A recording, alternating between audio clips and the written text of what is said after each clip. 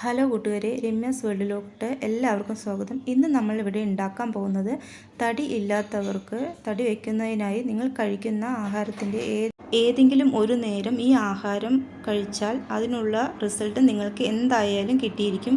അതിനായി ഞാനിവിടെ എടുത്തിരിക്കുന്നത് ഒരു ബൗളിൽ വൈറ്റ് റൈസാണ് ഞാനിവിടെ എടുത്തിരിക്കുന്നത്. അതുപോലെ തന്നെ ചെറുപയർ പരിപ്പും തൊലി ഇല്ലാത്ത ചെറുപയർ പരിപ്പും ഒരേ അളവിൽ ഒരു ചെറിയൊരു ബൗളിൽ എടുത്തിട്ടുണ്ട്. അതെല്ലാം കഴുകി വൃത്തിയാക്കിയതിന് ശേഷം നമുക്ക് ഒരു കുക്കറിലോട്ട് ഇട്ട് 1.5 ലിറ്ററോളം വെള്ളം ഞാൻ അതിലോട്ട് ഒഴിച്ചിട്ടുണ്ട്. ആവശ്യത്തിന് ഉപ്പും ചേർത്ത് നമുക്കൊരു 6-7 വിസിൽ കൊടുത്ത് ഈ റൈസെല്ലാം ഒന്ന് വേവിച്ചെടുക്കാവുന്നതാണ്. കുക്കറിൽ പ്രഷറെല്ലാം പോയതിന് ശേഷം ഓപ്പൺ ചെയ്ത് നോക്കുമ്പോഴേക്കും നമ്മുടെ റൈസും പയറും എല്ലാം നല്ലോണം വെന്ത് വന്നിട്ടുണ്ട്.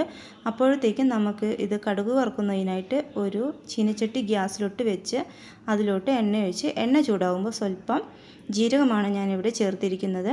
ജീരകമെല്ലാം നല്ലോണം ആയതിന് ശേഷം വെളുത്തുള്ളി, ഇഞ്ചി, 2 പച്ചമുളക്, 2 വറ്റൽമുളക്, ഒരു സവാള, 1.5 മുറി തക്കാളി ഇതെല്ലാം ഇട്ട് നന്നായി വഴറ്റിയെടുത്തതിന് ശേഷം നമുക്ക് ഇവിടെ അരിഞ്ഞു വെച്ചിരിക്കുന്ന മല്ലിയിലയും അതിലോട്ട് ചേർത്ത് നന്നായിട്ടൊന്ന് ഇളക്കി കൊടുക്കുക.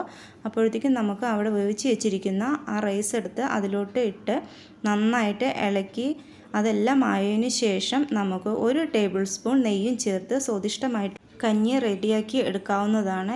ഇത് ആഴ്ചയിൽ 3-4 ദിവസം കഴിച്ച് നല്ലതാണ്. അതിനുള്ള റിസൾട്ട് എന്തായാലും നിങ്ങൾക്ക് കിട്ടിയിരിക്കും.